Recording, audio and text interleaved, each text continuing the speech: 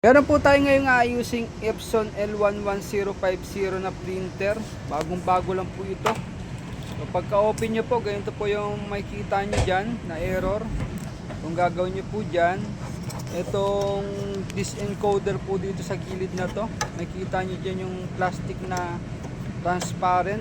Manual nyo lang pong iikot yan.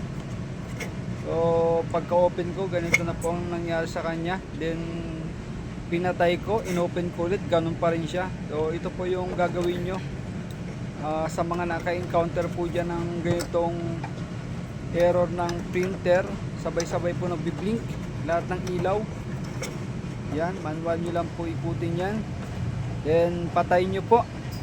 Pagkapatay nyo, iyon lang po natin yan. Tapos hintayin nyo lang po. Yan. Pag nag-steady na po ulit yung ilaw niyan sa power, okay na po yun.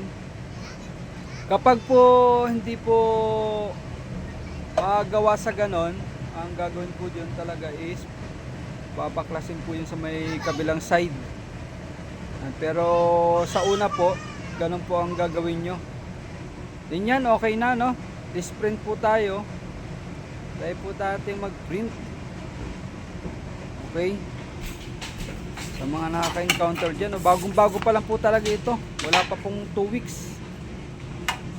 Yan. Yung mga bagong Epson printer ngayon, talagang napapansin ko kahit bago pa lang nakaka-encounter na kaagad na mga problema.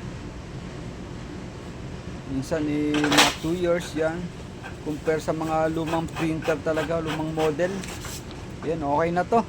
So yun, sa mga naka-encounter dyan, no, ng ganitong error, yun lang po ang gagawin nyo.